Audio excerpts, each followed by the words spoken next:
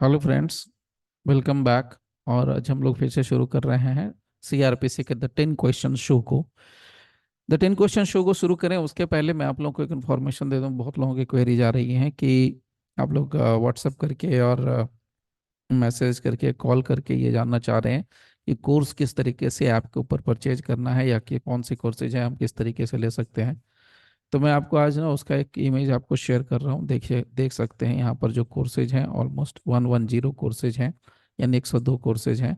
यहाँ पर कोई भी पर्सन अपने नाम से कोर्सेज बनवा सकता है या खुद से कोई पर्टिकुलर एक्ट के जो कोर्सेज हैं वो आप ले सकते हैं।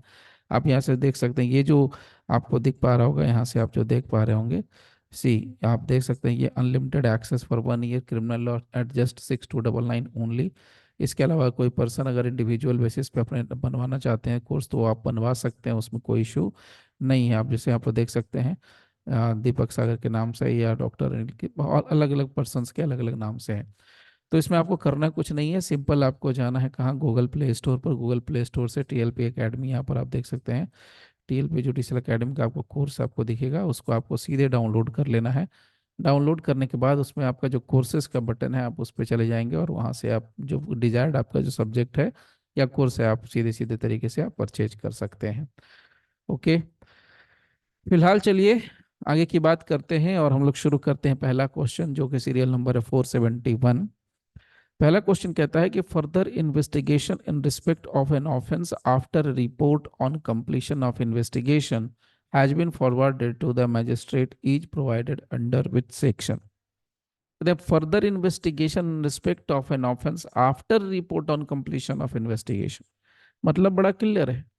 पुलिस ने एफआईआर रजिस्टर किया, उसके बाद क्या क्या इन्वेस्टिगेशन किया, इन्वेस्टिगेशन करने के बाद उसका इन्वेस्टिगेशन जब कंप्लीट हो गया तब उसने एक रिपोर्ट बनाई और वो रिपोर्ट जा करके एसएचओ ने सीधे सीधे तौर पर मजिस्ट्रेट की कोर्ट में जाके सबमिट कर दिया। अब वो रिपोर्ट सबमिट करने का मतलब ये होता है कि यहाँ पर पुलिस वाले का ये कहना होता है कि हमारा जो है इन्वेस्टिगेशन कंप्लीट हो गया है, अब फर्दर इन्वेस्टिगेशन की जरूरत नहीं है। लेकिन इन केस मान लीजिए वो सिचुएशन आ जाए जहां पर पुलिस वालों के पास कोई एक नया इंफॉर्मेशन मिल जाए और उसे लगता है, पुलिस वालों को लगता है या इन्वेस्टिगेटिंग एजेंसी को ये लगता है कि फिर से फर्दर इन्वेस्टिगेशन करने की जरूरत आ सकती है, नौबत आ रही है, तो वो फिर से इन्वेस्टिगेशन कर सकता है। सो री इन्वेस्टिगेशन ना बोल के हम बोल सकते हैं इन्वेस्टिगेशन। हम यहाँ पर बोलेंगे फर्दर इन्वेस्टिगेशन, तो फर्दर इन्वेस्टिगेशन वो कर सकते हैं। तो यहाँ पर कहा गया है कि वो सीआरपीसी का वो कौन सा सेक्शन है जहां पर फर्दर इन्वेस्टिगेशन की बात होती है, इवन चार्जशीट सबमिट करने के बाद, पुलिस रिपोर्ट सबमिट करने के बाद, फॉरवर्ड करने के बाद। तो उसका जो प्रोविजन आपको मिलेगा वो 173 के सबसेक्शन 8 सीआरपीसी में आपको मिलेगा। Same provision, similar provision section 194 के बीएनएसएस में भी मिलता है। So now you can see 173 का 8, यहाँ पर आपको जो काम की जो लाइन है, जो हमारे क्वेश्चन से रिलेटेड है, वो मैं आपको यहाँ शो कर देता हूँ। सी, whereupon such investigation the officer in charge of the police station obtains further evidence, oral or documentary, he shall forward to the magistrate a further report or reports regarding such evidence in the form prescribed। इसका मतलब clear है कि भाई जब एक बार investigation complete हो जाती है, फिर अगर उसको इन्वेस्टिगेशन करने की जरूरत होती है तो जो officer in charge of the police station है वो फर्दर एविडेंस लेगा, चाहे वो ओरल हो चाहे वो डॉक्यूमेंट्री हो, और उसकी रिपोर्ट बनाने के बाद मजिस्ट्रेट को उसकी फर्दर रिपोर्ट की कॉपी सबमिट करेगा। ओके, अब आते हैं नेक्स्ट क्वेश्चन पर। क्वेश्चन नंबर हमारा सीरियल से बनेगा 472। First information report. First information report he registered under the following sections. FIR के सेक्शन के अंदर रजिस्टर की जाती है तो सेक्शन 154 सबको यूजुअल पता है। नेक्स्ट क्वेश्चन है question number 473। F I R suggest that, F I R का पूरा नाम क्या होता है? सो देखिए अब क्या पर क्या कहा गया है, इसको अलग तरीके से पूछा है इन्होंने। It is the earliest and the first information of A cognizable offence prevented by an officer in charge of police station. कहते सबसे पहला और सबसे अर्लीस्ट और फर्स्ट इंफॉर्मेशन होता है किसी कॉग्निजेबल ऑफेंस के होने की सूचना दी जाती है जिसको कि प्रिवेंट करने की बात होती है by an officer in charge of a police station. Similarly यहाँ पर देखिए दूसरा ऑप्शन है It is the earliest and the first information of a cognizable offense recorded by an officer in charge of a police station. तो basically जब भी हम किसी पुलिस वाले के पास जाते हैं और किसी भी कॉग्निजेबल ऑफेंस के होने की सूचना देते हैं, तो वो सूचना जो है ऑफिसर इंचार्ज साहब जो है पुलिस स्टेशन के, वो रिकॉर्ड करते हैं या करवाते हैं। तो बेसिकली यही प्रोविजन है जो कि यहाँ पर हमारे लिए एप्लीकेबल होता है। ओके, इसलिए सही आंसर हमारा क्या हो जाएगा? Answer number B. Now next question, question number 474 serial number के according, which of the following statements is false in the context of section 155 of the CRPC regarding investigation of non-cognizable cases? तो यहाँ पर सीधा सीधा अगर आप ध्यान से देखेंगे तो क्वेश्चन क्या पूछा जा रहा है, नॉन कॉग्निजेबल ऑफेंस के मामले में इन्वेस्टिगेशन की बात हो रही है। तो नॉन कॉग्निजेबल ऑफेंस के मामले में जब भी कभी इन्वेस्टिगेशन होता है तो पुलिस वाला नहीं कर सकता इन्वेस्टिगेशन, या डिटेक्टिव एजेंसी जो है बिना मजिस्ट्रेट के आदेश के, बिना कोर्ट के आदेश से किसी तरह का कोई भी इन्वेस्टिगेशन नहीं कर सकती है शुरू। यही प्रोविजन हमें यहाँ पर ढूंढना है। सो यहाँ पर क्या हो जाएगा, no police officer shall investigate a non cognizable offence case without the order of a magistrate having power to try such case और commit the case for trial. उसी तरीके से सेकंड ऑप्शन में भी है, कोई भी पुलिस ऑफिसर जिसको कि ये सूचना बरामद होती है, such order may exercise the same power in respect of the investigation as an officer in charge of a police station। तो यहाँ पर मैं अगर आपसे बोलूँ तो यहाँ पर अगर आप ध्यान से देखेंगे तो ये ऑप्शन नंबर बी ही मुझे सही लग रहा है। चलिए फिर भी मैं सी भी डिस्कस कर लेता हूँ।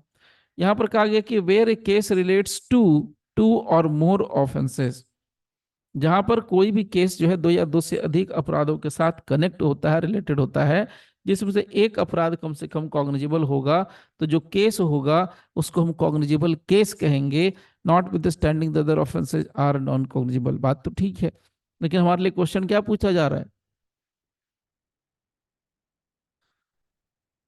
विच of the following statement is false. तो हमें यहाँ पर फॉल्स बताना है, तो फॉल्स के लिए मुझे अभी तक लग रहा है बी नंबर ही ऑप्शन सही लग रहा है। हमें गलत बयान ढूंढना है, सही बयान नहीं ढूंढना है। डी नंबर में क्या कहा गया है, upon receipt of information of the commission of a non cognizable offence the officer in charge of a police station shall enter that. तो ये तो सही बात है, जब कभी भी इंफॉर्मेशन रिसीव होती है, किसी नॉन कॉग्निजेबल ऑफेंस की सूचना प्राप्त होती है, तो जो officer in charge of the police station है वो उस नॉन कॉग्निजेबल ऑफेंस की सूचना को डायरी में, अपनी जो पुलिस स्टेशन की जो डायरी होती है उसमें सब्सटेंस को रिकॉर्ड कर लेते हैं, रखते हैं अपने पास, और बाकी के बाद जो प्रोविजन है उसके अकॉर्डिंग वो काम करते हैं। तो यहाँ पर जो सही आंसर होगा हमारा बी नंबर होगा। हमें क्या ढूंढना है, फॉल्स स्टेटमेंट, फॉल्स स्टेटमेंट, हमें गलत स्टेटमेंट ढूंढना है। Next, first information report is not substantive evidence, it can be during trial for the following. तो यहाँ बहुत क्लियर कहा कि first information report is not a substantive offence. तो क्या ये सही बात है, it can be use during trial for the following. तो यही पॉइंट है, option number A only to corroborate the evidence of the informant, option number B only to contradict the evidence of the evidence, यहाँ पर तो गया, दो बार हो गया, the evidence of the informant, number C both A and B, और number D neither A nor B. तो यहाँ पर जो सही आंसर होगा वो सही आंसर होगा for both A and B. Now move to the next, which of the following is not an essential, हमें क्या पूछ रहा है, नॉट, गलत वाला ढूंढना है, not an essential element of the first information report. तो देखिए सबसे पहला ऑप्शन कह रहा है it is an information given to the police officer. बात तो बिल्कुल सही है, इंफॉर्मेशन सबसे पहले किसको हम देते हैं, पुलिस ऑफिसर को ही देते हैं, तो ये तो सही है। दूसरा है information must relate to a cognizable offence, ये भी बात सही है कि इंफॉर्मेशन जो दी जाएगी वो हमेशा कॉग्निजेबल ऑफेंस के मामले में ही दी जाएगी। Option number C, it is an information first time in point of time, so it is an information, ये क्या है, ये सीधे सीधे तौर पर इंफॉर्मेशन है जो कि first time point of time पर आता है। इसके अलावा ऑप्शन नंबर डी, हमें क्या ढूंढना है, नॉट एन एसेंशियल, यानी गलत पॉइंट ढूंढना है, इंफॉर्मेशन में relate to any offence whether cognizable or non cognizable offence. तो मुझे लगता है सही आंसर ये होगा। तो चलिए फिलहाल इसको भी देख लेते हैं, तो ऑप्शन नंबर क्या हो गया, डी ही हो गया। Now which of the following statement is correct, इनमें से कौन सा जो स्टेटमेंट है वो करेक्ट है? Police officer has no power to take the signature of the informant, obviously भाई बड़ी सीधी सी बात है, ले सकता है। Number B, power to take the signature of the informant in the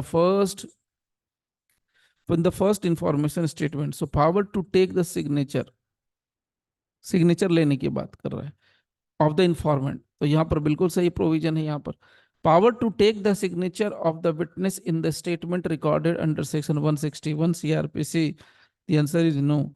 इसके अलावा यहां पर डी नंबर देखिए, power to take the signature of the accused in the statement recorded under section 161 CrPC, तो ये भी हमारे लिए सही परफेक्ट आंसर नहीं होगा। Now move to the next, under CrPC who shall record the information of rape being given by a rape victim? तो यहां पर सीधी सी बात कहेंगे, सीआरपीसी वो कौन सा सेक्शन है जहां पर इंफॉर्मेशन ऑफ रेप जो दी जाती है वो रेप विक्टिम को की जाती है, रिकॉर्ड की जाती है? तो पहला ऑप्शन है officer in charge of the police station, दूसरा डिप्टी सुपरिटेंडेंट ऑफ पुलिस, और तीसरा officer not below the rank of sub inspector, और चौथा वुमेन पुलिस ऑफिसर और एनी वुमेन ऑफिसर। तो यहाँ पर जो सही ऑप्शन होगा वो होगा वुमेन पुलिस ऑफिसर और any women officer. Now moving to the next, in relation to FIR lodged under section 154 of CRPC, which of the following statement is not correct? इसमें से भी हमें क्या ढूंढना है? गलत ढूंढना है, इनकरेक्ट ढूंढना है। तो पहला ऑप्शन क्या है? It is not A substantive of evidence, ये तो भैया है।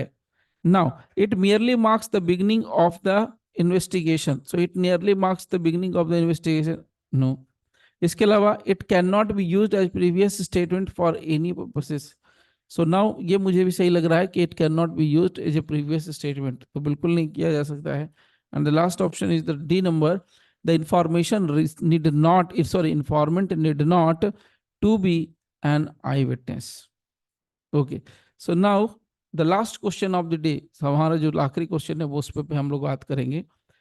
Which one of the following cases is a landmark case on first information report? So which one of the following case में सबसे पहला नाम किसका आएगा?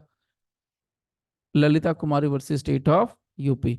तो फ्रेंड्स आज के लिए यहीं पर हम लोग स्टॉप करते हैं, मिलते हैं फिर नए सेशन में नए टॉपिक के साथ।